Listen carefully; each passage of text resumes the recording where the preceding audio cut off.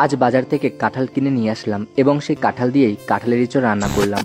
আজ বাজারে গিয়ে যে সমস্ত সবজি আমার পছন্দ হলো সব রকমের সবজি কিনে আনলাম। সবশেষে কি রান্না করব সেটাই বুঝে উঠতে পারছিলাম না। আচ্ছা, লাউ দিয়ে কি ভালো রান্না করা যায় আমাকে জানিও। ভাবতে বসলে ভেবেই যেতে হবে, রান্না আর হবে না। তাই ভাবলাম আর ভাবনা ভেবে লাভ নেই, আজ বরং এই কাঁঠালের ইঁচড়টাই রান্না করব। এই সময় যখন কাঁঠালগুলো ছোট থাকে কাঁঠালের ইঁচড় খেতে কিন্তু বেশ ভালো লাগে। তাই ভাবলাম কাঁঠালটা যখন কাটতেই বসবো তার আগে আমি বরং চালগুলো ধুয়ে একদম হাঁড়িতে চাপিয়ে দিই, তাহলে কাঁঠাল কাটতে কাটতে আমার ভাতও হয়ে যাবে। কৃষ্ণা মুখোপাধ্যায় আমাকে কমেন্ট করেছে, তোমাদের দুই ভাইকে আমার সবসময় ভালো লাগে, খুব ভালো থেকো, সুস্থ থেকো। অনেক ধন্যবাদ তোমাকে।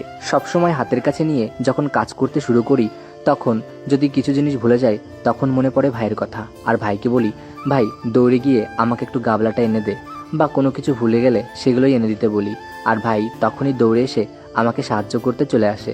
আসলেই কি জানি, সবসময় যদি হাতের কাছে সবকিছু না নিয়ে কাজ করতে শুরু করে দিই তখন আর উঠে সে জিনিসটা আনতে ইচ্ছা করে না। আচ্ছা, আমার মতো তোমরা কে কে আছো আমাকে জানিও। কাঁঠাল কাটার আগে আমি সবার প্রথমে হাতে ভালো করে সরষের তেল লাগিয়ে নিলাম, কারণ কাঁঠালের গায়ে খুব কষ ছিল, আর হাতের অবস্থা দেখো কি হয়েছে। যাই হোক, ছোট ছোট করে কাঁঠালগুলো কেটে নিয়েছি, যদিও বেশি সময় লাগেনি কাটতে।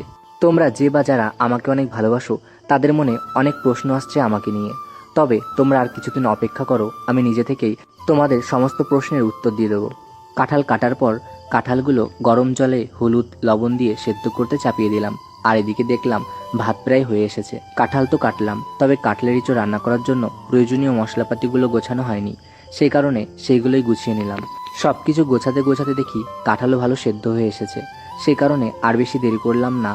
যে ফুটো গাবলা ছিল সেই ফুটো গাবলার মধ্যে এই কাঁঠালগুলো একদম জল ঝেড়ে নিলাম, তারপর কড়াইতে তেল দিয়ে সবার প্রথমে আলুগুলোকে ভেজে নিলাম। আচ্ছা, আমি তো কাঁঠালের ইঁচড় রান্না করছি, তোমরা কিভাবে রান্না করো আমাকে জানিও। তারপর গরম তেলে জিরে, শুকনো লঙ্কা এবং পেঁয়াজ দিয়ে সমস্ত মশলা, তার মধ্যে কাশ্মীরি লঙ্কার গুঁড়ো, লবণ, হলুদ সব কিছু দিয়ে মশলা কষিয়ে তারপর সেদ্ধ করে রাখা যে কাঁঠাল সে কাঁঠালটা দিয়ে দিলাম, এবং কিছুক্ষণ পরে যে আলুগুলো ভেজে রেখেছিলাম সেগুলোই দিলাম।